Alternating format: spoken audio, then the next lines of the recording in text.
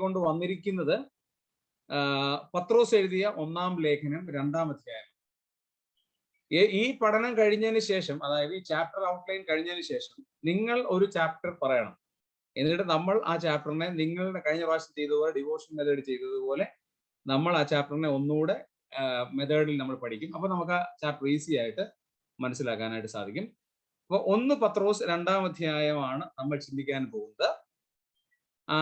ഞാൻ ചിന്തിക്കുന്നത് 3 പ്രാവശ്യം വായിക്കാൻ നമുക്ക് സമയമില്ലാത്തത് കൊണ്ട് ആരെങ്കിലും ഒരാൾ ശബ്ദമുയർത്തി 1 പ്രാവശ്യം ഒന്ന് വായിച്ചാൽ നന്നായിരിക്കും.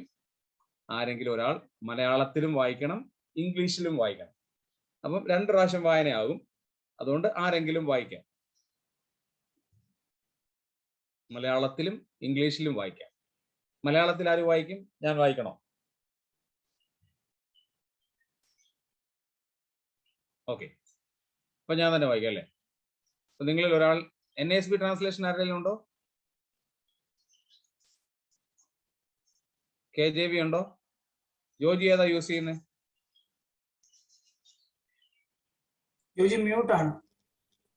NASB.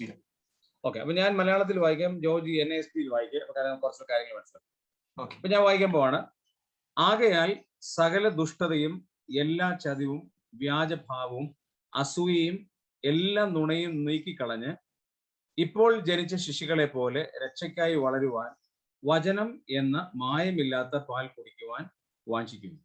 കർത്താവ് ദയാലു എന്ന് നിങ്ങൾ ആസ്വദിച്ചിട്ടുണ്ട്. മനുഷ്യർ തള്ളിയതെങ്കിലും ദൈവസന്നിധിയിൽ ശ്രേഷ്ഠവും മാന്യവുമായ ജീവനുള്ള കല്ലായ അവന്റെ അടുക്കൽ വന്നിട്ട് നിങ്ങളും ജീവനുള്ള കല്ലുകൾ എന്നതുപോലെ ആത്മീക ഗ്രഹമായി യേശുക്രിസ്തു മുഖാന്തരം ദൈവത്തിന് പ്രസാദമുള്ള ആത്മീയ യാഗം കഴിക്കുവാൻ തക്ക വിശുദ്ധ പുരോഹിത വർഗമാകേണ്ടതിന് പണിയപ്പെടും. ഞാൻ ശ്രേഷ്ഠവും മാന്യവുമായ മൂലക്കല്ല് സിയോനിൽ ഇടുന്നു, അവനിൽ വിശ്വസിക്കുന്നവൻ ലജ്ജിച്ചു പോകുകയില്ല എന്ന തിരുവെഴുത്തിൽ കാണുന്നുവല്ലോ. വിശ്വസിക്കുന്ന നിങ്ങൾക്ക് ആ മാന്യതയുണ്ട്.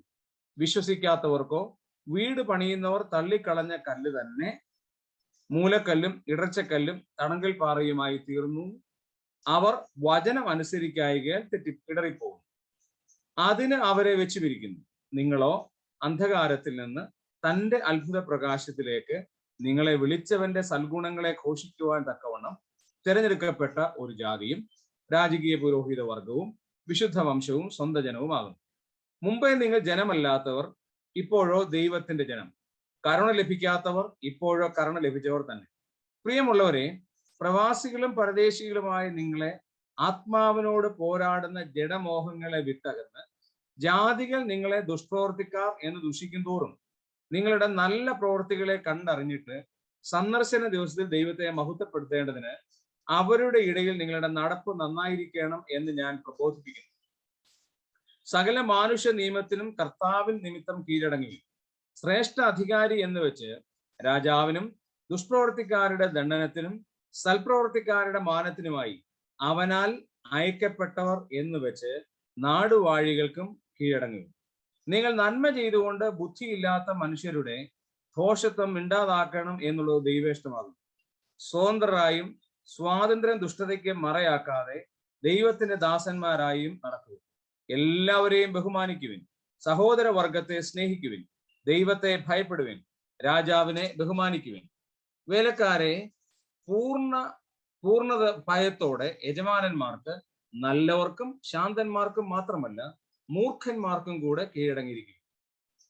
ഒരുത്തൻ ദൈവത്തെക്കുറിച്ചുള്ള മനോബോധ നിമിത്തം അന്യായമായി കഷ്ടവും ദുഃഖവും സഹിച്ചാൽ അത് പ്രസാദമാകും. നിങ്ങൾ കുറ്റം ചെയ്തിട്ട് അടികൊള്ളുന്നത് സഹിച്ചാൽ എന്ത് യശസ്സും അല്ല, നന്മ ചെയ്തിട്ട് കഷ്ടം സഹിച്ചാൽ അത് ദൈവത്തിന്റെ പ്രസാദം. അതിനായിട്ടല്ലോ നിങ്ങളെ വിളിച്ചിരിക്കുന്നത്. ക്രിസ്തുവും നിങ്ങൾക്ക് വേണ്ടി കഷ്ടം അനുഭവിച്ചു. നിങ്ങൾ അവന്റെ കാൽച്ചുവടുകൾ പിന്തുടരുവാൻ ഒരു മാതൃക വെച്ചു പോയിരിക്കുന്നു. അവൻ പാപം ചെയ്തിട്ടില്ല, അവന്റെ വായിൽ വഞ്ചനയൊന്നും ഉണ്ടായിരുന്നില്ല. തന്നെ ശകാരിച്ചിട്ട് പകരം ശകാരിക്കാതെയും കഷ്ടം അനുഭവിച്ചിട്ട് ഭീഷണം പറയാതെയും ന്യായമായി വിധിക്കുന്നവങ്കിൽ കാര്യം ഫലമേൽപ്പിക്കുക അത്രേ ചെയ്തത്. നാം പാപം സംബന്ധിച്ച് നീതിക്ക് ജീവിക്കേണ്ടതിന് അവൻ തന്റെ ശരീരത്തിൽ നമ്മുടെ പാപങ്ങളെ ചുമന്നുകൊണ്ട് ക്രൂശിന്മേൽ കയറി. അവന്റെ അടിപ്പിണരുകളാൽ നിങ്ങൾക്ക് സൗഖ്യം വന്നിരിക്കുന്നു. നിങ്ങൾ തെറ്റി ഉള്ളുന്ന ആടുകളെ പോലെ ആയിരുന്നു. ഇപ്പോഴോ നിങ്ങളുടെ ആത്മാക്കളുടെ ഇടയവനും അധ്യക്ഷനുമായെങ്കിലേക്ക് മടങ്ങി വന്നിരിക്കുന്നു. ഇംഗ്ലീഷിലൂടെ വായിക്കാം. 1 Peter chapter 2. Therefore, putting aside all malice and all deceit and hypocrisy and envy and all slander, like newborn babies, long for the pure milk of the word, so that by it you may grow in respect to salvation, if you have tasted the kindness of the Lord. And coming to him as to a living stone which has been rejected by man, but is choice and precious in the sight of God. You also, as living stones, are being built up as a spiritual house for a holy priesthood, to offer up spiritual sacrifices acceptable to God through Jesus Christ. For this is contained in Scripture: Behold, I lay in Zion a choice stone, a precious cornerstone, and he who believes in him will not be disappointed. This precious value then is for you who believe. But for those who disbelieve, the stone which the builders rejected, this became the very cornerstone, and a stone of stumbling and rock of offense. For they stumble because they are disappointed to the Lord, and to this doom they were also appointed. But you are a chosen race, a royal priesthood, a holy nation, a people for God's own possession, so that you may proclaim the excellencies of him who has called you out of the darkness into his marvelous light. For you once were not a people, but now you are the people of God. You had not received mercy, but now you have received mercy. Beloved, I urge you as an aliens and strangers to abstain from fleshy lusts which wage war against the soul. Keep your behavior excellent among the Gentiles, so that in the things in which they slander you as evildoers, they may, because of your good deeds, as they observe them, glorify God in days of destination. Submit yourself for the Lord's sake to every human institution, whether to a king or the one in authority, or to a governors as sent by him for the punishment of evildoers and the praise of those who do right. For such is the will of God, that by doing right you may silence the ignorance of foolish men. Act as free men, and do not use your freedom as a covering for evil, but use it as bond slaves of God. Honor all people, love the brotherhood, fear God, honor the king. Servants, be submissive to your masters with all respect, not only to those who are good and gentle, but also to those who are unreasonable. For this finds favor, if for the sake of conscience towards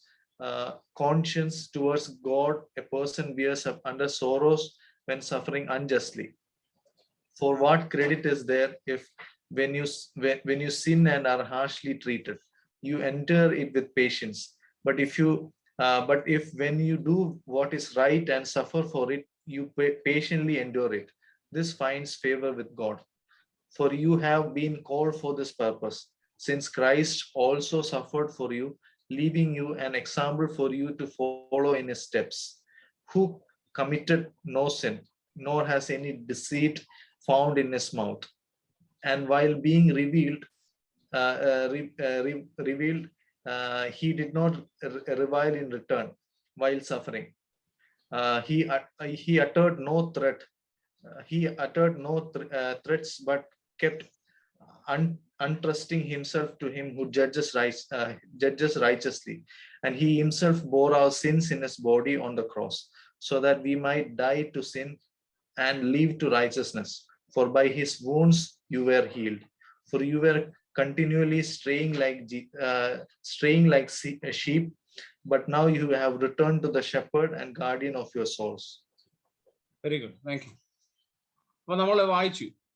ഇനി നമ്മൾ ചെയ്യാൻ പോകുന്നത്, നിങ്ങൾക്ക് ഈ ഭാഗം മനസ്സിലായി കാണും എന്ന് വിചാരിക്കുന്നു. അല്പം കട്ടിയുള്ള ഒരു ഭാഗമാണ് എടുത്തത്. അതിനൊരു കാരണമുണ്ട്, അത് ഞാൻ ലാസ്റ്റ് പറയാം. ഇത്ര കട്ടിയുള്ള ഒരു ചാപ്റ്റർ എടുത്തതിന്റെ പിന്നിൽ ഒരു കാരണമുണ്ട്. ഞാൻ ആദ്യം മനസ്സിൽ വിചാരിച്ചത് ഫിലിപ്പീൻസ് ചാപ്റ്റർ 2 എടുക്കാവുന്നതാണ്. വളരെ സിമ്പിൾ ആണ്. പക്ഷെ ആ സിമ്പിൾ നിങ്ങൾ ആദ്യം പഠിച്ചു കഴിഞ്ഞാൽ അത് അത്ര കറക്റ്റ് ആകത്തില്ല. കാരണം ഒരു ടഫ് ടോപ്പിക്ക് പഠിച്ചു കഴിയുമ്പോൾ നിങ്ങൾക്ക് ഈസി ഉള്ളത് പെട്ടെന്ന് പഠിക്കാനായിട്ട് സാധിക്കും. അതുകൊണ്ടാണ് ഈ ഫസ്റ്റ് പീറ്റർ ചാപ്റ്റർ 2 തന്നെ തിരഞ്ഞെടുത്തതിന്റെ കാരണം, നമ്മളിപ്പോൾ ചെയ്യാനായിട്ട് പോകുന്നത് നമ്മൾ വായിച്ചു. ആ വായിച്ചു കഴിഞ്ഞിട്ട് നമ്മൾ ചെയ്യേണ്ടത് എന്താണെന്നുള്ളത് നമ്മൾ ചിന്തിച്ചായിരുന്നു. വായിച്ചു കഴിഞ്ഞിട്ട് നമ്മൾ എന്ത് ചെയ്യണം? Find A theme. ഒരു തീം കണ്ടെത്തണം. എങ്ങനെ തീം കണ്ടെത്തുക? ഈ ഫസ്റ്റ് പീറ്റർ ചാപ്റ്റർ 2 തീം എന്താ? എങ്ങനെ തീം കണ്ടുപിടിക്കുക? ഒരു ചാപ്റ്ററില് ഒന്നിലധികം തീം നമുക്ക് കണ്ടുപിടിക്കാം. ഞാൻ നേരത്തെ ഒരു ഉദാഹരണം നിങ്ങൾക്ക് നൽകിയായിരുന്നു. നമ്മെ ഏറ്റവും കൂടുതൽ ആകർഷിക്കുന്നത്, ഞാൻ അതിനെ ഇങ്ങനെ കൺവേർട്ട് ചെയ്യാൻ ആഗ്രഹിക്കുന്നു. നമുക്ക് എങ്ങനെ ഒരു തീം കണ്ടുപിടിക്കാം? ഒന്നാമത്തെ കാര്യം, ആ ചാപ്റ്ററിൽ പറഞ്ഞിരിക്കുന്ന മെയിൻ ടോപ്പിക്സ് എന്തെല്ലാമാണ് എന്ന് നമ്മൾ ഒന്ന് ഇവാലുവേറ്റ് ചെയ്യും. ഇപ്പൊ 1 പത്രോസ് 2-ാം അധ്യായത്തിൽ പറഞ്ഞിരിക്കുന്ന പ്രധാനപ്പെട്ട ടോപ്പിക് എന്താ? നമ്മൾ ചിന്തിക്കാൻ പോവുകയാണ്. തീം കണ്ടുപിടിക്കുന്ന രണ്ടാമത്തെ കാര്യം, അവിടെ ഉപയോഗിച്ചിരിക്കുന്ന മെയിൻ പദങ്ങൾ അല്ലെങ്കിൽ പദപ്രയോഗങ്ങൾ എന്തെല്ലാമാണെന്ന് നമ്മൾ എന്ത് ചെയ്യണം? ഒന്ന് ഇവാലുവേറ്റ് ചെയ്യണം. ഇപ്പൊ 1 പത്രോസ് 2-ാം അധ്യായത്തിൽ പറഞ്ഞിരിക്കുന്ന പദപ്രയോഗങ്ങൾ എന്തെല്ലാമാണ്, അല്ലെങ്കിൽ അവിടെ ദൈവത്തിന്റെ പരിശുദ്ധാത്മാവ് പത്രോസ് മുഖാന്തരം പറയാനായിട്ട് ഉദ്ദേശിച്ച കാര്യം എന്താണ്, അവിടെ അതിനുപയോഗിച്ചിരിക്കുന്ന പദങ്ങൾ എന്തെല്ലാമാണ്.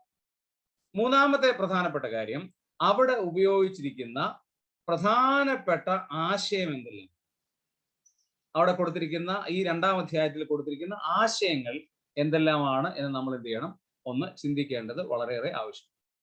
അപ്പം ഇത്രയും കാര്യങ്ങളാണ് നമ്മളൊരു ചാപ്റ്റർ ഇവാലുവേറ്റ് ചെയ്യുമ്പോൾ നമ്മൾ ഒരു തീം കണ്ടുപിടിക്കാൻ വേണ്ടി ഉപയോഗിക്കുന്നത്. നമ്മൾ ഒരിക്കൽ കൂടി ഞാൻ ആവർത്തിക്കാം, 3 പ്രധാനപ്പെട്ട കാര്യങ്ങൾ. ആ ചാപ്റ്ററിൽ കൊടുത്തിരിക്കുന്ന മെയിൻ ടോപ്പിക്സ് എന്തെല്ലാമാണ്. സെക്കൻഡ് വൺ, മെയിൻ വേർഡ്സ്, ആ ചാപ്റ്ററിലെ പ്രധാനപ്പെട്ട വാക്കുകൾ എന്തെല്ലാമാണ് ഉപയോഗിച്ചിരിക്കുന്നത്. മൂന്നാമത്, ആ ചാപ്റ്ററിൽ കൊടുത്തിരിക്കുന്ന പ്രധാനപ്പെട്ട ആശയം എന്താണ്. ലേഖനത്തിന്റെ മുഴുവൻ ആശയമല്ല, ആ ചാപ്റ്ററിൽ കൊടുത്തിരിക്കുന്ന ആശയം എന്താണ്. അപ്പൊ നമ്മുടെ പത്രോസ് എഴുതിയ 1-ാം ലേഖനം 2-ാം അധ്യായത്തിന്റെ പ്രധാനപ്പെട്ട ആശയം നമ്മൾ കണ്ടുപിടിക്കാനായിട്ട് പോവുകയാണ്. നമ്മൾ വായിച്ചല്ലോ.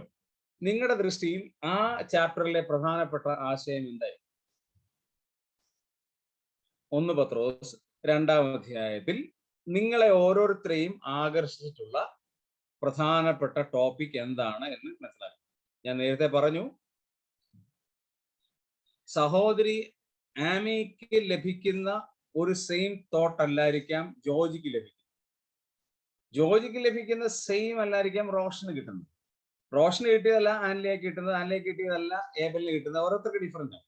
അപ്പൊ നമ്മൾക്ക് ഓരോരുത്തർക്കും ആ 2-ാം അധ്യായം ഫസ്റ്റ് പീറ്റർ, ഈ വിവോ ആരാണ്?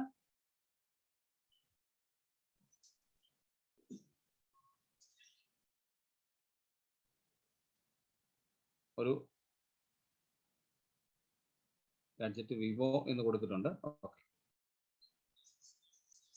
റൈറ്റ്, നമുക്ക് നോക്കാം. അപ്പൊ നിങ്ങൾക്ക് ഓരോരുത്തർക്കും കിട്ടിയിരിക്കുന്ന കൺസെപ്റ്റുകൾ ഡിഫറെന്റ് ആണ്. ഓക്കെ, പറയാം. ഫസ്റ്റ് പീറ്റർ ചാപ്റ്റർ 2-ല് എല്ലാവരും, നമ്മളിതൊരു ഡിസ്കഷൻ സ്റ്റഡിയാണ്, അതുകൊണ്ട് എല്ലാവരും തുറന്ന് പറയണം.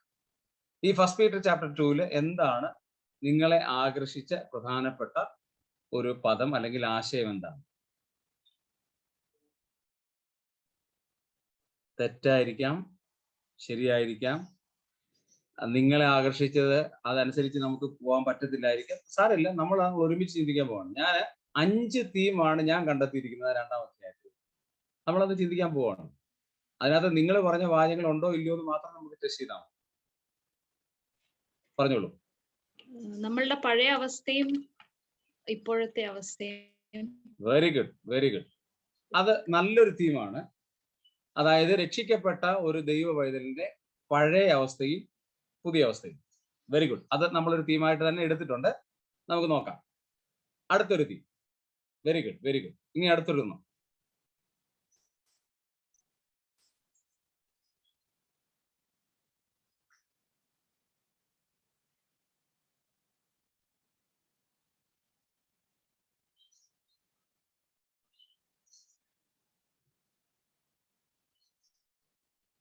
പറഞ്ഞോളൂ. നമ്മളൊരു സ്റ്റഡി ആണല്ലോ, അതുകൊണ്ട് നമ്മളത് പറഞ്ഞു പോയാലേ അത് കാര്യമുള്ളൂ. ഞാൻ തന്നെ പറഞ്ഞാൽ അത് ശരിയാകത്തില്ല. നിങ്ങൾ വായിച്ചിട്ട് നിങ്ങൾക്ക് എന്ത് മനസ്സിലായി എന്നതിന്റെ അടിസ്ഥാനത്തിലാണ് നമ്മുടെ പഠനം മുമ്പോട്ട് പോകുന്നത്. നമ്മൾ ഫസ്റ്റ് പീറ്റർ ചാപ്റ്റർ 2 ആണ് വായിച്ചിരിക്കുന്നത്. അതുകൊണ്ട് അതിൽ നമുക്ക് പ്രധാനമായി ലഭിച്ചിരിക്കുന്ന ചിന്തകൾ എന്തെല്ലാമാണ്, അല്ലെങ്കിൽ അവിടെ കൊടുത്തിരിക്കുന്ന പദം ജോജി? ആദ്യത്തെ മായമില്ലാത്ത പാൽ കുടിക്കുവാൻ വാഞ്ചിപ്പിൻ. അത് ഓക്കെ, വെരി ഗുഡ്. മായമില്ലാത്ത പാലിനെ കുറിച്ച് അവിടെ പറഞ്ഞിട്ടുണ്ട്, അത് കുടിക്കാനായിട്ട് വാഞ്ചിക്കണം. പിന്നെ ആർക്കൊക്കെ കീഴടങ്ങിയിരിക്കണം? ആർക്കൊക്കെ കീഴടങ്ങിയിരിക്കണം. Very good. കർത്താവ് യേശുക്രിസ്തുവിന്റെ കഷ്ടാനുഭവങ്ങളുടെ ഒരു ചെറിയ വിവരണം. കഷ്ടാനുഭവങ്ങളുടെ ചെറിയ വിവരണം ഉണ്ട്. Okay, very good. ഇതെല്ലാം അവിടുത്തെ ടോപ്പിക്കാണ്. ഇനി എന്തെങ്കിലും ആൻലിയയ്ക്കോ ഏവലിനോ എന്തെങ്കിലും പറയാനുണ്ടോ?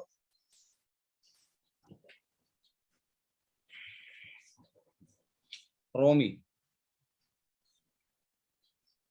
റോഷൻ പറയാം. ജഡമോഹങ്ങൾ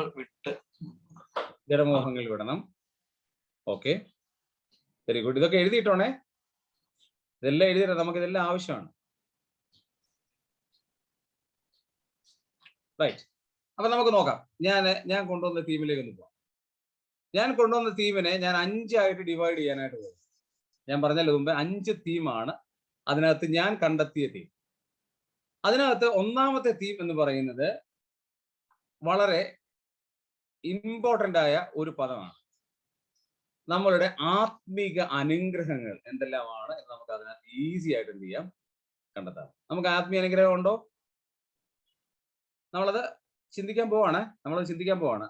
ഞാൻ ഈ പറഞ്ഞ തീം അതിനകത്തുണ്ടോ? റിപ്ലൈ ചെയ്യണം, നിങ്ങൾ റിപ്ലൈ ചെയ്യണം. ആത്മീയ അനുഗ്രഹങ്ങൾ ഉണ്ടോ അതിനകത്ത്? തീർച്ചയായിട്ടും ഇല്ലേ? ആത്മീയ ഗ്രഹമാക്കി നമ്മൾ അന്ധകാരത്തിന് അത്ഭുതപ്രകാശത്തിലേക്ക് നമ്മൾ എന്ത് ചെയ്തു? വിളിച്ചു. മുമ്പ് നമ്മൾ ആരായിരുന്നു, ഇപ്പോൾ നമ്മൾ ആരായിരിക്കും, ഇതെല്ലാം എന്തിനകത്ത് പെടും?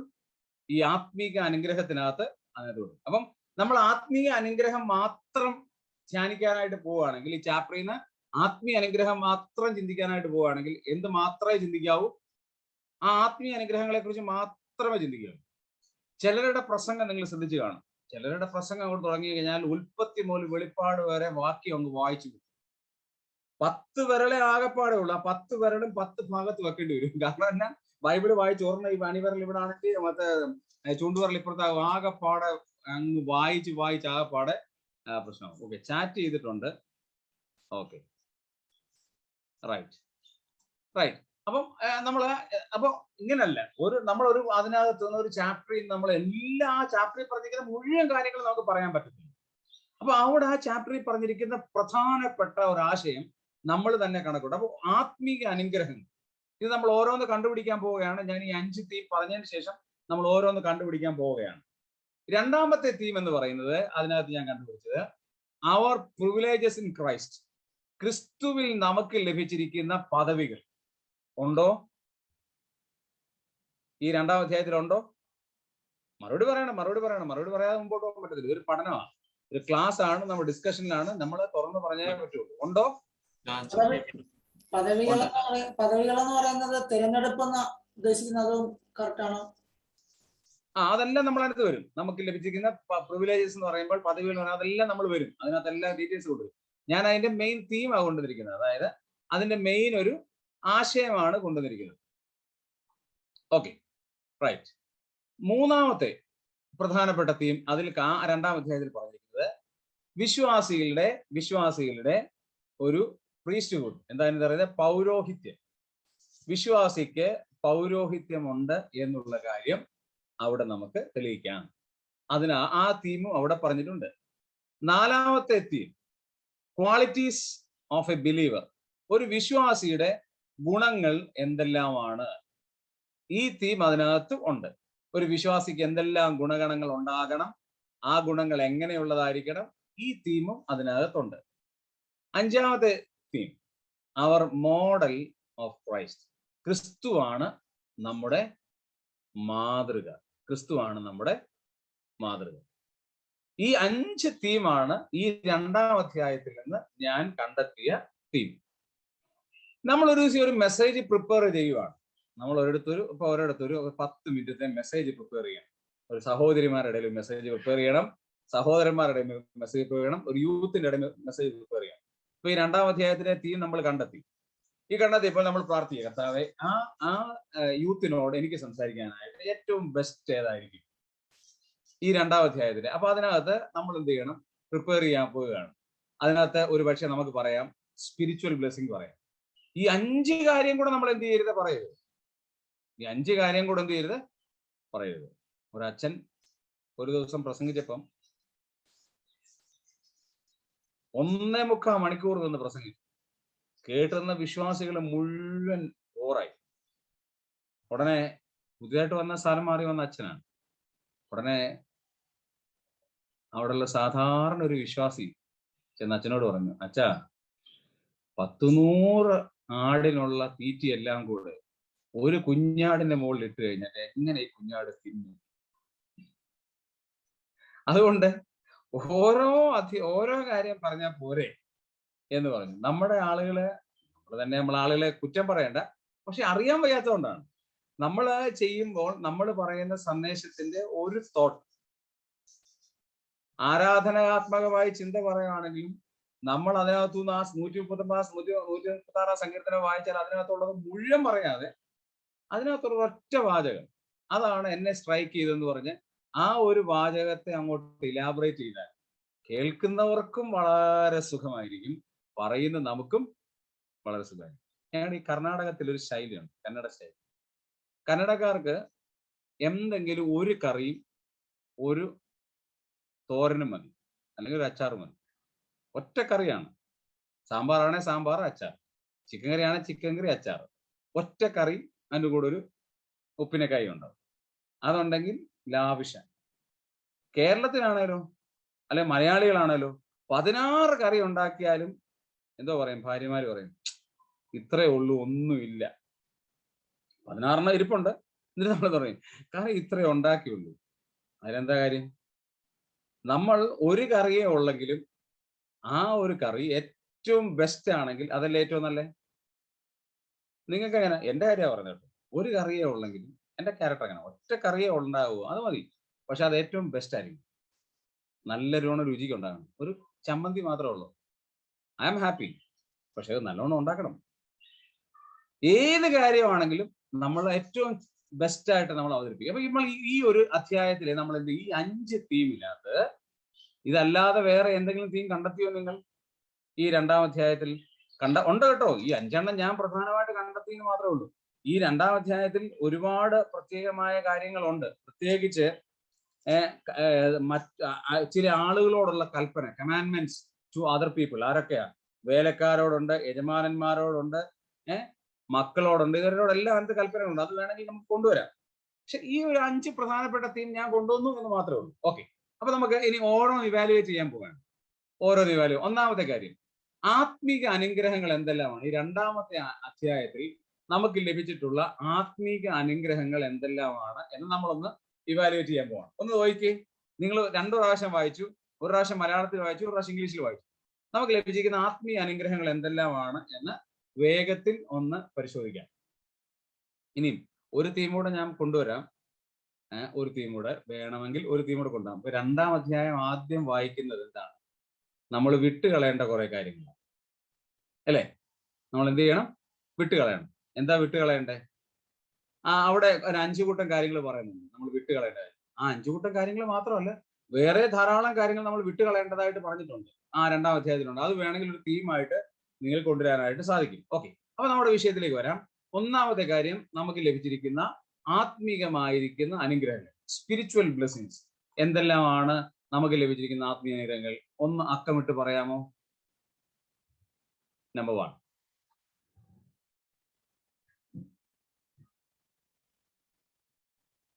നമുക്ക് ലഭിച്ചിരിക്കുന്ന ആത്മീയമായ അനുഗ്രഹങ്ങൾ എന്തെല്ലാമാണ്? ഒന്നാമത്തെ അനുഗ്രഹം,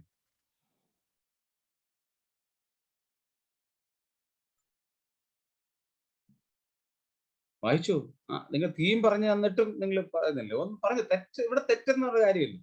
നമ്മുടെ ഈ ക്ലാസ് ഞാൻ നേരത്തെ തന്നില്ല, ഇവിടെ ഒരു തെറ്റും ആരും പറയുന്നില്ല, പറയുന്നതെല്ലാം ശരിയാണ്. അതുകൊണ്ട് ധൈര്യമായിട്ട് പറഞ്ഞു. രക്ഷയ്ക്കായി വളരാൻ സാധിക്കുന്നു. ഒരു കാര്യം, നമ്മൾ ജനിച്ചു. അപ്പൊ അതിനെ നമ്മളൊന്ന് ഞാനൊന്ന് ഒന്ന് സംപ്രൈസ് ചെയ്യണം. നമ്മൾ എന്ത് ചെയ്തു? ജനിച്ചു, ഒരാത്മീക ജന്മം സംഭവിച്ചു അല്ലെ? രക്ഷയ്ക്കായി വളരണമെങ്കിൽ എന്ത് വേണം? ജനിക്കണം. അപ്പൊ നമ്മൾ എന്ത് ചെയ്തു? നമുക്ക് ലഭിച്ച ഒന്നാമത്തെ അനുഗ്രഹം, നമുക്കൊരു ജനനം കിട്ടി. എങ്ങനെയുള്ള ജനനമാണ്? ആത്മീയ ജനനം കിട്ടി. ഓക്കെ, ഒന്നാമത് നമുക്ക് ലഭിച്ചിരിക്കുന്നത് ആത്മീയ ജനനം ലഭിച്ചു. വചനം എന്ന മായമില്ലാത്ത പാല് ലഭിച്ചു. വചനം എന്ന മായമില്ലാത്ത പാൽ ലഭിച്ചു. നല്ലൊരു അനുഗ്രഹമാണ്. വചനം എന്ന മായമില്ലാത്ത പാൽ ലഭിച്ചു. പിന്നെ നമുക്ക് ലഭിച്ച അനുഗ്രഹം എന്താ?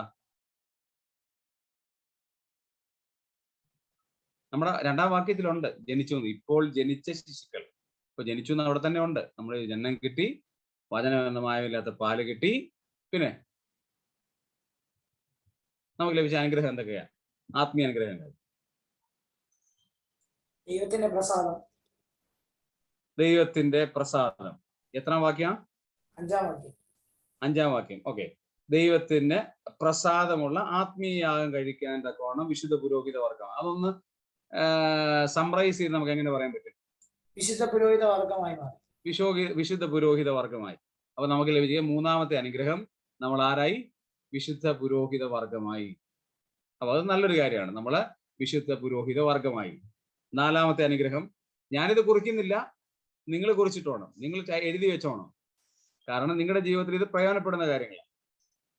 ഞാനിത് കുറിക്കാൻ പോയാൽ എൻ്റെ പറയുകയും കുറിക്കുകയും ചെയ്യാനായിട്ട് ബുദ്ധിമുട്ടുള്ളതുകൊണ്ടാണ് ഞാൻ നിങ്ങളോട് പറയുന്നത്. നിങ്ങൾ കുറിച്ചിടണം. അപ്പൊ എന്തായി? വിശുദ്ധ പുരോഹിത വർഗമായി. ആത്മീയമായി നമുക്ക് ലഭിച്ച അനുഗ്രഹം അതാണ്. 3-ാമത്തെ വാക്യം, from darkness to marvellous light. നമ്മള് അന്ധകാരത്തിൽ നിന്ന് എങ്ങോട്ട് വന്നു?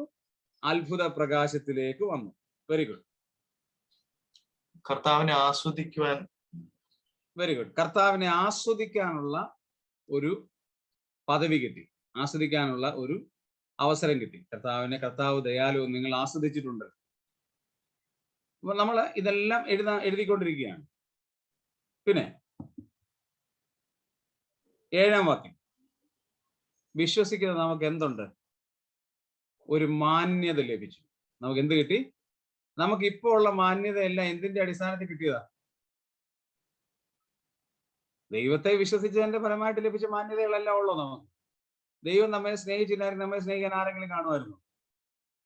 ഇല്ല. അപ്പൊ നമുക്കിപ്പോൾ ഉള്ള പദവികളും മാന്യതകളും മുഴുവൻ എന്തുകൊണ്ട്? ദൈവം നമുക്ക് തന്ന മാന്യതയാണ്. ഓക്കെ, ദൈവത്തിന്റെ ജനം. Very good. ദൈവത്തിന്റെ ജനം നിസ്സാരമായ ഒരു കാര്യമല്ല. നമ്മൾ ആരായി? ദൈവത്തിന്റെ ജനമായിരുന്നു. മുമ്പ് നമ്മൾ ആരായിരുന്നു? സിസ്റ്റർ മുമ്പേ പറഞ്ഞ നമ്മുടെ പഴയ അവസ്ഥയും പുതിയ അവസ്ഥയും. അപ്പൊ പുതിയ അവസ്ഥ ഓർത്താൽ മതി, അതെല്ലാം പദവികളാണ്, അതെല്ലാം സ്പിരിച്വൽ ബ്ലെസ്സിങ്സ് ആണ്. അപ്പൊ നമ്മളൊരു പുതിയ ജനമായി മാറി. പിന്നെ കരുണ ലഭിച്ചവരായി മാറി. പിന്നെ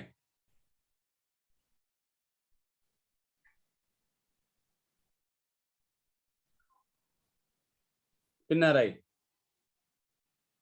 വിശുദ്ധ ജനം. അത് പറഞ്ഞായിരുന്നോ? ഇല്ല. 9-ാം വാക്യത്തിൽ നമ്മൾ ആരായി? വിശുദ്ധ ജനമായി.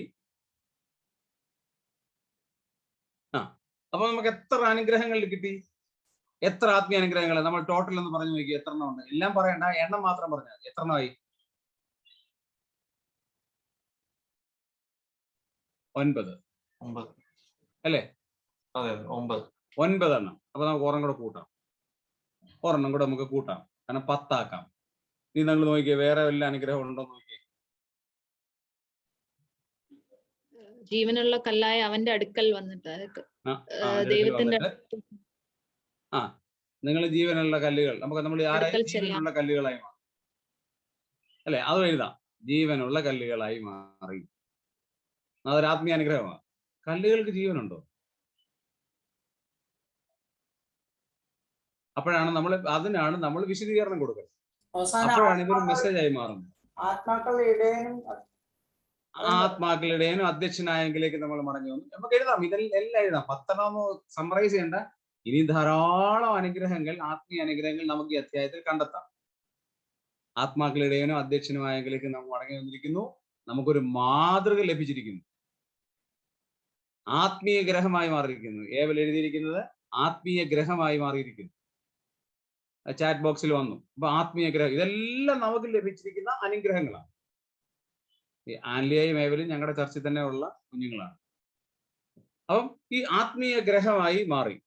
നോർത്ത് നോക്കി, നമ്മൾ നോർത്ത് നോക്കി, നമുക്ക് ലഭിച്ചിരിക്കുന്ന ആത്മീയ അനുഗ്രഹങ്ങൾ എന്തെല്ലാമാണെന്ന് ഓർത്ത് നോക്കി. നിസ്സാര കാര്യമാണ്. ഇനി നമുക്ക് ഇതെല്ലാം പ്രസംഗിക്കാൻ പറ്റുമോ? ഇതെല്ലാം നമ്മളൊരു മെസ്സേജിനാണ് പ്രിപ്പയർ ചെയ്യുക. ഈ 10 അനുഗ്രഹവും പറഞ്ഞാൽ ആരെങ്കിലും ഇരിക്കുമോ? 10 അനുഗ്രഹം കേൾക്കാൻ ഇരിക്കുമോ? ഇല്ല. ഇരിക്കുമോ? ഇല്ല. എപ്പോഴും ഓർക്കണം, ഞാൻ ഈ മെസ്സേജ് പ്രിപ്പയർ ചെയ്യുന്ന ആളുകളോട് ഈ how to prepare a message എന്നുള്ള ക്ലാസ് എടുക്കുമ്പോൾ ഞാൻ പറയാറുണ്ട്, പ്രിപ്പയർ ചെയ്ത് കഴിഞ്ഞ് പ്രസന്റ് ചെയ്യുന്നത് ഭയങ്കര ഡിഫറെന്റ് ആയിട്ട്. അത് പ്രസന്റ് ചെയ്യുന്നതിലാണ് അതിന്റെ കാര്യം. പണ്ട് ഒരു മനുഷ്യൻ പറഞ്ഞ ഇപ്രകാരമാണ്, ഞങ്ങള് ക്രിസ്ത്യൻ പ്രീച്ചേഴ്സ്, ഞങ്ങള് ഉള്ളത് പറഞ്ഞാൽ ജനങ്ങൾ വിശ്വസിക്കത്തേയില്ല. പക്ഷെ സിനിമാക്കാരുണ്ടല്ലോ, നിങ്ങൾ ഇല്ലാത്തത് പറഞ്ഞാൽ ജനങ്ങൾ വിശ്വസിക്കും. അതെന്റെ കാരണം എന്നാ എന്ന് ചോദിച്ചു. അപ്പൊ ഒരു സംവിധായകൻ പറഞ്ഞ മറുപടി, നിങ്ങൾ ഉള്ള കാര്യം ഇല്ലാത്തതുപോലെയും ഞങ്ങൾ ഇല്ലാത്ത കാര്യം ഉള്ളതുപോലെയുമാണ് പറയുന്നത്. അതാണ് വ്യത്യാസം.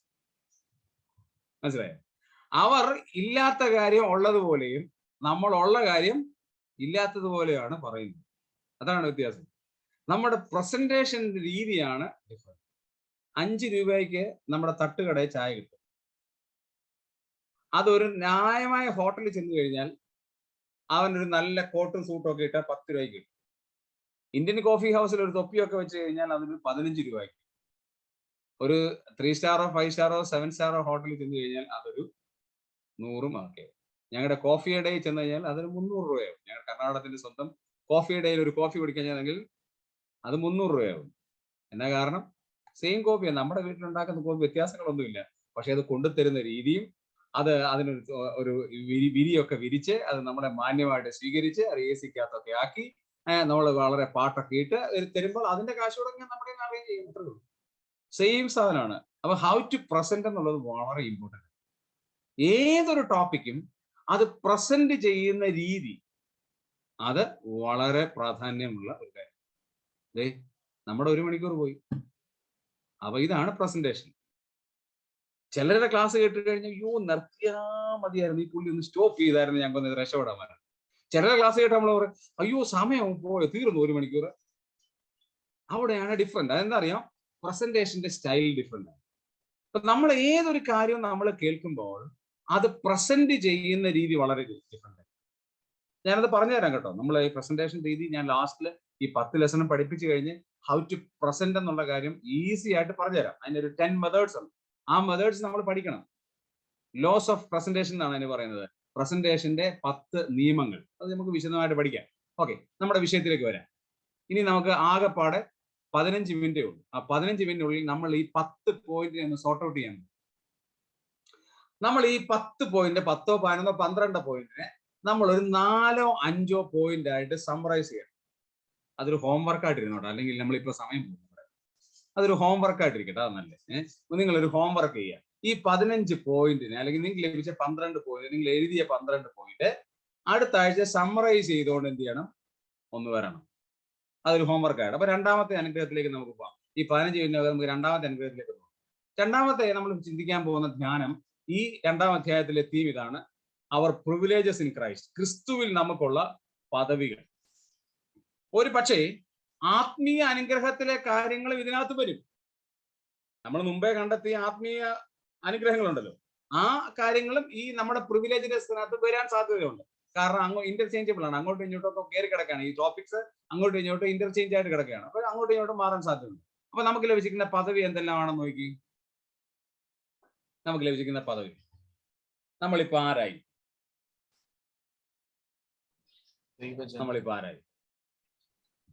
മക്കളായി, അല്ലെ? ആരുടെ മക്കളായി? ദൈവത്തിന്റെ മക്കളായി, അല്ലെ? ആയോ? ഓക്കെ. അപ്പൊ ദൈവത്തിന്റെ മക്കളായെങ്കിൽ അപ്പൊ അവിടെ ഒരു പ്രാക്ടിക്കൽ ആപ്ലിക്കേഷൻ എന്താ, നമ്മൾ ചിലത് എന്ത് ചെയ്യണം, ഉപേക്ഷിക്കണം. അവിടെയാണ് പ്രാക്ടിക്കൽ ആപ്ലിക്കേഷൻ. എന്തൊക്കെയാ ഉപേക്ഷിക്കണ്ടേ? എല്ലാ ചതിവ്, വ്യാജഭാവം, അസൂയ, എല്ലാ നുണ, ഇതൊക്കെ നീക്കിക്കളയണം. അപ്പൊ ഒരു പ്രാക്ടിക്കൽ ആപ്ലിക്കേഷനിലേക്ക് നമ്മൾ പോകുന്നു. അപ്പൊ നമുക്ക് ലഭിച്ച ഒന്നാമത്തെ പദവി എന്തെല്ലാമാണ്, അല്ലെങ്കിൽ ആത്മീയ അനുഗ്രഹങ്ങൾ എന്തെല്ലാമാണ്, പ്രിവിലേജസ് എന്തെല്ലാമാണ്? മക്കളായി. പ്രിവിലേജ്, ഒന്നാമത്തെ പ്രിവിലേജ് ആരായി? മക്കളായി. പിന്നെ നോക്കിയേ, നമ്മൾക്ക് ലഭിച്ച പ്രിവിലേജ് എന്തെല്ലാമാണ്? ചിന്തിച്ചു നോക്കിയോ. നമ്മൾ തെറ്റിയാലൊന്നും യാതൊരു സാരമില്ല, തുറന്ന് പറയും. രാജകീയ പുരോഹിത വർഗം. രാജകീയ പുരോഹിത വർഗം. Very good. നമ്മൾ രാജകീയ പുരോഹിത വർഗമായി. നിസാര പുരോഹിത വർഗമാണോ? രാജകീയ പുരോഹിത. അപ്പൊ നമ്മൾ എന്ത് ചെയ്യണം? ഒരു മെസ്സേജ് ആയിട്ട് നമ്മൾ ഇത് പറയുമ്പോൾ ഈ രാജകീയ പുരോഹിത വർഗം എന്ന പദത്തിന്റെ അർത്ഥം എന്ത്? രാജകീയ പുരോഹിത വർഗം. അപ്പൊ നമുക്ക് ചിലപ്പോൾ അത് മനസ്സിലായി കാണത്തില്ല. അപ്പൊ എന്ത് ചെയ്യണം? ഒരു ഡിക്ഷണറി എഴുതണം. ആ ബൈബിൾ ഡിക്ഷണറി ഇഷ്ടം പോലെ അവൈലബിൾ ആണ്. എത്രയോ ബൈബിൾ ആപ്ലിക്കേഷൻസ് അവൈലബിൾ ആണ്. ആ ആപ്ലിക്കേഷൻസ് നിങ്ങൾ എന്ത് ചെയ്യണം? ഈസി ആയിട്ട് ഡൗൺലോഡ് ചെയ്യണം. ഞാനൊരു ആപ്ലിക്കേഷൻ ഇപ്പൊ പറഞ്ഞ വഴിക്ക് ഞാൻ നിങ്ങൾക്ക് ഒരു ആപ്ലിക്കേഷൻ പരിചയപ്പെടുത്തി തരാം. ആപ്ലിക്കേഷൻ നിങ്ങൾക്ക് ടൈപ്പ് ചെയ്താൽ കിട്ടാൻ സാധ്യത കുറവാണ്. അതുകൊണ്ട് ഞാൻ ഇതിന്റെ ലിങ്ക് റോഷൻ അയച്ചു തരാം. റോഷൻ ആകുമ്പം ഈ എല്ലാവരുടെയും നമ്പർ ഉണ്ട്, എല്ലാവരുടെയും നമ്പർ റോഷൻ്റെ ഉണ്ട്. അപ്പോൾ റോഷൻ ആ ലിങ്ക് റോഷൻ ഡൗൺലോഡ് ചെയ്തിട്ട് ആ ലിങ്ക് എന്ത് ചെയ്യണം? എല്ലാവർക്കും അയച്ചു കൊടുക്കണം. അപ്പോൾ ഈ ആപ്ലിക്കേഷൻ മൈസ് വേർഡ് എന്ന് പറയുന്ന ഒരു ആപ്ലിക്കേഷനാണ്. നമ്മൾ ഗൂഗിൾ സ്റ്റോറിൽ പോയി തപ്പിയാൽ ആ ആപ്ലിക്കേഷൻ കിട്ടത്തില്ല. കാരണം വേറെ മൈസ് വേർഡ് ആണ് വരുന്നത്. ഈ സെയിം ആപ്ലിക്കേഷൻ, ഞാൻ അയക്കുന്ന ലിങ്കിന്റെ സെയിം ആപ്ലിക്കേഷൻ നിങ്ങൾക്ക് ഡൗൺലോഡ് ചെയ്യാൻ പറ്റും. ഫ്രീ ആണ്. ഒരു 3 GB ഒരു ദിവസം നമ്മുടെ കയ്യിൽ പോകും. കാരണം അത് ആ സാധനങ്ങൾ മുഴുവൻ ഡൗൺലോഡ് ചെയ്യണമെങ്കിൽ നല്ല വർത്തായ 10-15 കമന്ററീസ്, 10-20 ബൈബിൾ ഡിക്ഷണറീസ്, ഡിഫറെന്റ് ആയ ബൈബിൾ വേർഷൻസ്, അങ്ങനെല്ലാം ഉള്ള നല്ല കൺസൈസ് ആയിട്ടുള്ള ഒരു ആപ്ലിക്കേഷൻ. ഞാനത് പല സന്ദർഭങ്ങളിൽ ഈ വേർഡ് മീനിങ് കണ്ടെത്താനായിട്ട്, പല വാക്കുകളുടെയും word meaning, exact word meaning എന്താണെന്ന് കണ്ടെത്താനായിട്ട് ഒരു ഡിക്ഷണറി ഉണ്ട്. ഗ്രീക്ക് ഉണ്ട്, ഹീബ്രു ഉണ്ട്, അതിന്റെ എല്ലാം ട്രാൻസ്ലിറ്ററേഷൻ കൊടുത്തിട്ടുണ്ട്. അപ്പൊ നമുക്ക് ഈസി ആയിട്ടാണ്. ഇനി ഇതിന്റെ പശ്ചാത്തലം എന്താണ്? ഇതിനൊരു ബാക്ക്ഗ്രൗണ്ട് ഉണ്ടല്ലോ. ഈ ബാക്ക്ഗ്രൗണ്ട് എന്തിനാണ് ഉപയോഗിച്ചിരിക്കുന്നത്? ഇപ്പൊ ഒരു വാക്ക് നമ്മൾ ഉപയോഗിച്ചിരിക്കുന്നു, ഉദാഹരണമായിട്ട് രാജകീയ പുരോഹിത വർഗം. ഈ രാജകീയ പുരോഹിത വർഗം എന്ന് പറഞ്ഞാൽ അതിന്റെ ബാക്ക്ഗ്രൗണ്ട് എന്താ? പുരോഹിത വർഗം എന്ന് എഴുതിയാൽ പോരായിരുന്നു. പക്ഷെ എന്തിനാ രാജകീയ പുരോഹിത വർഗം എന്ന് എഴുതിയിരിക്കുന്നത്? റോയൽ പ്രീസ്റ്റ്ഹുഡ് എന്ന് എഴുതിയിരിക്കുന്നത് എന്തിനാണ്? ലേവ്യ പൗരോഹിത്യത്തെക്കാൾ വലിയ ഒരു പൗരോഹിത്യമാണ് നമുക്ക് ലഭിച്ചിരിക്കുന്നത് എന്ന് മനസ്സിലാക്കാൻ എങ്ങനെയാണ്? മൽക്കീസദേക്കിന്റെ ക്രമപ്രകാരം. അപ്പൊ അതിലേക്കൊക്കെ പോകാൻ തക്കവണ്ണമുള്ള പല വേർഷൻസും പല വേഴ്സസും നമുക്ക് ഇതിനകത്ത് ലഭിക്കാനിടയിൽ. അവിടെ ഉപയോഗിച്ചിരിക്കുന്ന ആ ഗ്രീക്ക് പദത്തിന്റെ എക്സാക്ട് അർത്ഥം എന്താണ്? ഇതിനൊക്കെ ഉപകരിക്കുന്ന ഒരു ബൈബിൾ ആപ്ലിക്കേഷനാണ് ഞാൻ നിങ്ങൾക്ക് പരിചയപ്പെടുത്തിയത്. അപ്പൊ നമ്മൾ എന്ത് ചെയ്യണം? ഓരോ പദങ്ങൾ നമ്മൾ ചിന്തിക്കുമ്പോൾ ആ പദത്തിന്റെ എക്സാക്ട്ലി അർത്ഥം എന്താണ് എന്ന് നമ്മൾ എന്ത് ചെയ്യണം? ചിന്തിക്കണം. ഇത് നമ്മുടെ പേഴ്സണൽ സ്റ്റഡീസിന് വേണ്ടിയാണ്. പിന്നീട് നമുക്ക് പഠിച്ചു കഴിയുമ്പോൾ മറ്റുള്ളവർക്ക് അത് പ്രയോജനപ്പെടാൻ വേണ്ടി നമ്മൾ എന്ത് ചെയ്യണം? പറഞ്ഞു. Okay, very good. അപ്പൊ നമുക്ക് മുമ്പോട്ട് പോവാം. അപ്പൊ നമുക്ക് ലഭിച്ചിരിക്കുന്ന ആത്മീയ അനുഗ്രഹങ്ങൾ. അടുത്തത് ആത്മീയ അനുഗ്രഹങ്ങൾ. വേറൊരു ആത്മീയ അനുഗ്രഹങ്ങൾ എന്ന് പറഞ്ഞേ നോക്കിയേ. വേറെ ആത്മീയ അനുഗ്രഹങ്ങൾ എന്തെല്ലാമാണ്? വിശുദ്ധ വംശം. Very good. വിശുദ്ധ വംശം നമുക്ക് ലഭിച്ചിരിക്കുന്ന വലിയൊരു അനുഗ്രഹമാണ്. നമുക്ക് ലഭിച്ചിരിക്കുന്ന പ്രിവിലേജ് ആണ്, പദവിയാണ്. നമ്മൾ വിശുദ്ധ വംശം. നേരത്തെ നമ്മൾ വിശുദ്ധരായിരുന്നോ? അല്ല, അല്ല. പിന്നെ വിശുദ്ധ വംശം ജാതി, ഒരു ഏകജാതി, അങ്ങനല്ലേ കൊടുത്തിരിക്കുന്നത്? ഏകജാതി, തിരഞ്ഞെടുക്കപ്പെട്ട ഒരു ജാതിയും. ഒരു ജാതി. ഇനി അവിടെ നമ്മൾ ഒരു നിമിഷം ഒന്ന് ശ്രദ്ധിച്ചു നോക്കണം. ഈ 9ാം വാക്യത്തിനകത്ത് എല്ലാ പദവികളും പറയുന്നിടത്ത് ഒരു അഡ്ജക്റ്റീവ് ഉപയോഗിച്ചിട്ടുണ്ട്. ഒരു അഡ്ജക്റ്റീവ് ഉണ്ടോ? ഒന്ന്, നമ്മളെ ജാതിയാണെന്ന് പറഞ്ഞിടത്ത് ഒരു ജാതിയാണെന്ന് പറഞ്ഞു, വൺ നേഷൻ. അടുത്ത് പറയുന്നു പുരോഹിത വർഗം എന്ന് പറഞ്ഞിട്ട് എന്താ പറയാണ്? രാജകീയ പുരോഹിത വർഗം എന്ന് പറയാണ്. വംശം എന്ന് പറഞ്ഞിടത്ത് എന്താ? വിശുദ്ധ വംശം എന്ന് പറഞ്ഞിരിക്കുകയാണ്. ജനം എന്നുള്ളിടത്ത് സ്വന്തം ജനം. ഇപ്പോൾ എല്ലാത്തിനും ഒരു അഡ്ജക്റ്റീവ് അവിടെ ഉപയോഗിച്ചിരിക്കുന്നത്. ആ പദവിയെ വിശേഷിപ്പിക്കുന്ന ഒരു പദം. വെർബും അഡ്വർബും നമുക്കറിയാമല്ലോ. അതുപോലെ തന്നെ നൗണും ആഡ്ജക്റ്റീവ് ഒരു പ്രത്യേക കാര്യത്തെ വിശേഷിപ്പിച്ചിരിക്കും. അപ്പൊ ഇത് നമുക്ക് ചിന്തിക്കേണ്ട ഒരു കാര്യമാണ്. ഓക്കെ, അപ്പൊ നമുക്ക് ലഭിച്ചിരിക്കുന്ന പദവി. ഇനി ഞാൻ ഇതോടെ നിങ്ങൾക്ക് ഹോംവർക്കായിട്ട് തരാൻ പോവാം. ഇനിയുള്ള 4 കാര്യങ്ങൾ, അതായത് ഒന്ന് നമുക്ക് ലഭിച്ചിരിക്കുന്ന ഇതെല്ലാവരും ഒന്ന് കുറിച്ചെടുത്തോ. ബാക്കിയുള്ള കാര്യങ്ങൾ 1, 2, 3, 4, 5 ക്വാളിറ്റീസ് നിങ്ങൾക്കൊരു ഹോംവർക്കിന് വേണ്ടി തരികയാണ്. ഈ അധ്യായം നിങ്ങൾ ഈ 2ാം അധ്യായം നമ്മളൊന്ന് വായിച്ച് പഠിച്ചതിന് ശേഷം അടുത്ത ശനിയാഴ്ച വരുമ്പോൾ നമ്മൾ ഫിലിപ്പിയൻസ് ചാപ്റ്റർ 2 ഈസി ആയിട്ട് ഇതിനെ ബേസ് ചെയ്ത് നമ്മൾ വിഭജിക്കാനായിട്ട് പോകും. അപ്പൊ നിങ്ങൾക്ക് വേഗത്തിൽ കാര്യങ്ങൾ മനസ്സിലാവും. ഇപ്പൊ നമ്മുടെ പദവികൾ എന്തെല്ലാമാണ്, നമുക്ക് ലഭിച്ചിരിക്കുന്ന ആത്മീയ അനുഗ്രഹങ്ങൾ എന്തെല്ലാമാണ്, നമുക്ക് ലഭിച്ചിരിക്കുന്ന പദവികൾ എന്തെല്ലാമാണ്, നമ്മുടെ പ്രീസ്റ്റ്ഹുഡ് ഓഫ് എ ബിലീവർ ഒരു വിശ്വാസിയുടെ പൗരോഹിത്യത്തിന്റെ പ്രത്യേകത എന്തെങ്കിലാണ്, ഒരു ക്വാളിറ്റി ഓഫ് എ ബിലീവർ ഒരു വിശ്വാസിയുടെ ക്വാളിറ്റി എന്തെല്ലാമാണ്, അതെല്ലാം ആ 25 വാക്യങ്ങളിൽ ഉണ്ട്. നമ്മുടെ ക്വാളിറ്റി എന്തെല്ലാമാണ്. പിന്നെ നമ്മുടെ മാതൃക കർത്താവാണ്. കർത്താവ് ഏതെല്ലാം തരത്തിൽ നമുക്ക് മാതൃക കാണിച്ചു. കർത്താവ് ഭീഷണിപ്പെടുത്തിയിട്ട് കർത്താവിനെ ത്രട്ടൻ ചെയ്തിട്ട് കർത്താവ് തിരിച്ചും ത്രട്ടൻ ചെയ്തു. നമ്മളാണെങ്കിൽ എന്ത് പറയും? എന്റെ കസിൻ ആരാന്നറിയാമോ? പോലീസ് ഓഫീസറാണ്, ഞാൻ പിടിച്ചോളാം നിന്നെ. കർത്താവിനാണ് പീലാത്തോസിനോട് പറയാം, എടാ പീലാത്തോസേ, ഒരു 3 ദിവസം കഴിഞ്ഞ് ഞാനും എഴുന്നേറ്റ് വരും, അന്നേരം നിന്നെ ഞാൻ പൊക്കിക്കോളാം എന്നൊക്കെ വേണമെങ്കിൽ നമ്മളതിനെ എന്ത് ചെയ്യുന്നതിനെ പറഞ്ഞു. കർത്താവ് അതുപോലും പറഞ്ഞില്ല. കർത്താവിനെ ഇത്രയ്ക്ക് പരിഹസിച്ചിട്ടും കർത്താവ് ഒരു വാക്ക് പോലും ഭീഷണിപ്പെടുത്തിയില്ല. കർത്താവിന് അധികാരം ഇല്ലായിരുന്നു ഭീഷണിപ്പെടുത്താൻ. ഈ പ്രപഞ്ചം മുഴുവൻ ഉണ്ടാക്കിയ കർത്താവിന് ഈ പീലാത്തോസിനോട് പറയത്തില്ലടാ ഞാൻ ഉയർത്തിട്ട് നിന്നെ ഞാൻ നോക്കിക്കോളാം എല്ലാം പറയത്തില്ലേ? കൃത്യമായിട്ട് പറയാമായിരുന്നു. പക്ഷെ കഷ്ടം അനുഭവിച്ചിട്ട് എന്ത് പറഞ്ഞില്ല? ഭീഷണി പറഞ്ഞില്ല. എന്ത് ചെയ്തു? ന്യായമായി വിധിക്കുന്നുവെങ്കിൽ കാര്യം. നമ്മളെയും കളിയാക്കുന്ന ഒത്തിരി പേര് കാണും. നമ്മുടെ ജോലിയെ ചൊല്ലി കളിയാക്കുമായിരിക്കും, നമ്മുടെ സൗന്ദര്യത്തെ കളിയാക്കുമായിരിക്കും, നമ്മുടെ കളറിനെ കളിയാക്കുമായിരിക്കും, നമ്മുടെ നേഷൻ, നമ്മുടെ ജനിച്ചു വളർന്ന രാജ്യത്തെ കളിയാക്കുമായിരിക്കും, നമ്മുടെ കുടുംബത്തെ ഒരുപക്ഷെ കളിയാക്കും. എന്തെല്ലാം ചെയ്തോട്ടെ, നമ്മൾ ഒരു കാര്യം ചെയ്യണം. ന്യായമായി വിധിക്കുന്ന ഒരു ദൈവം ഉണ്ട്. എവിടെ ഉണ്ട്? സ്വർഗത്തിലുണ്ട്. ആ ദൈവത്തിൽ കാര്യം പരിമേൽപ്പിച്ച പിന്നെ നമ്മൾ വിഷമിക്കണ്ടോ? ഉണ്ടോ? ഇല്ല. അപ്പൊ നമ്മുടെ മോഡൽ ആരാ? കർത്താവാണ്. ഏതെല്ലാം മോഡലില് കർത്താവ് നമുക്ക് വേണ്ടി ചെയ്തു? ഒന്ന്, പ്രതികാരം ചെയ്യുന്നതിൽ കർത്താവ് മോഡലായിരുന്നു. കഷ്ടം അനുഭവിക്കുന്നതിൽ കർത്താവ് മോഡലായിരുന്നു. സഹനശക്തിയിൽ കർത്താവ് മോഡലായിരുന്നു. അപ്പൊ എന്തെല്ലാം കാര്യങ്ങളിൽ കർത്താവ് മോഡലായിരുന്നു എന്ന് നിങ്ങളൊന്ന് ചിന്തിച്ചു നോക്കുക. ഒരു ദിവസം ഏറ്റവും കുറഞ്ഞ 1/2 മണിക്കൂർ ഈ ക്വസ്റ്റിനെ ബേസ് ചെയ്ത് നിങ്ങൾ ചെലവഴിച്ചാൽ മതി. ഒത്തിരി സമയം ചെലവഴിക്കാൻ ഞാൻ പറയുന്നില്ല. ഒരു ദിവസം 1/2 മണിക്കൂർ, അത് ഈസി ആയിട്ട് നിങ്ങൾക്ക് ചെലവഴിക്കാൻ പറ്റും. ഒരു ദിവസം 1/2 മണിക്കൂർ അങ്ങനെ ചെലവഴിച്ചാൽ ഈ കാര്യങ്ങൾ നമുക്ക് ഈസി ആയിട്ട് പഠിക്കാനായിട്ട് സാധിക്കും. ഈ ഹോംവർക്ക് അടുത്ത ആഴ്ച ചെയ്തുകൊണ്ട് വരിക. ഇനി നമ്മുടെ മുമ്പിൽ 7 മിനിറ്റ് ആണുള്ളത്. നമുക്ക് അവസാനിപ്പിക്കുന്നതിന് മുമ്പ് ഈ വിഷയത്തോടുള്ള ബന്ധത്തിൽ എന്തെങ്കിലും സംശയമാണെങ്കിൽ അത് ചോദിക്കാം. ഇല്ലെങ്കിൽ നമുക്ക് പ്രാർത്ഥിച്ച് തൽക്കാലം നമുക്ക് അവസാനിപ്പിക്കാം. എന്തെങ്കിലും ഈ വിഷയത്തോടുള്ള ബന്ധത്തിൽ സംശയങ്ങളോ അല്പം കൂടെ വിശദീകരണം നൽകേണ്ട ആവശ്യകതകളുണ്ടോ എന്തെങ്കിലും നോക്കാം. ഇല്ലെങ്കിൽ അടുത്ത ശനിയാഴ്ച നമുക്ക് വീണ്ടും കാണാം. പ്രാർത്ഥിക്കുന്നതിന് മുമ്പ് എന്തെങ്കിലും സംശയങ്ങൾ, മനസ്സിലാകാത്തതോ വിശദീകരണം ആവശ്യമുള്ളതോ? ഞാൻ ഈ പറഞ്ഞ കാര്യങ്ങളൊക്കെ മനസ്സിലായല്ലേ?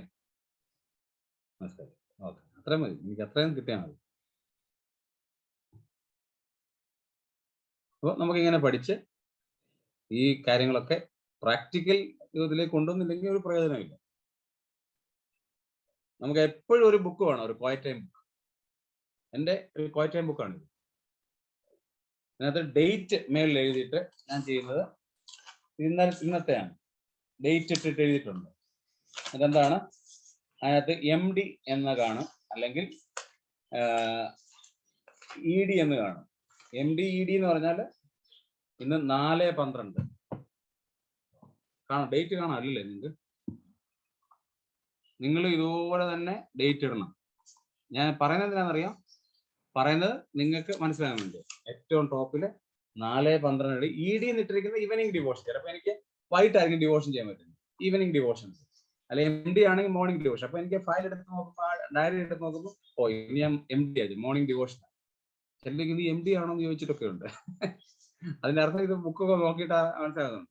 സ്ഥിരമായിട്ട് അത് ചെയ്യണം. ഇന്ന് രാവിലെ ഒരു മണിക്കൂർ അത് ദൈവത്തിന് വേണ്ടിയുള്ള സമയമാണ്. അതായത് ഒന്നിനും ചിലവഴിക്കത്തില്ല, ആ സമയം ദൈവത്തിന് വേണ്ടിയുള്ളതാണ്.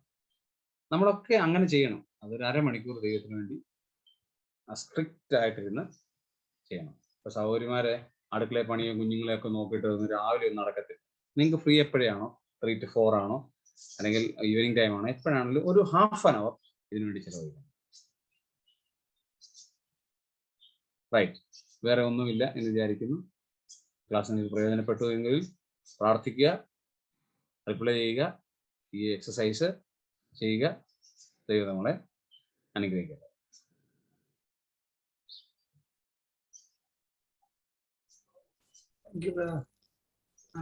ചേച്ചി ക്വസ്റ്റ്യൻ ക്ലിയർ ചെയ്യാം.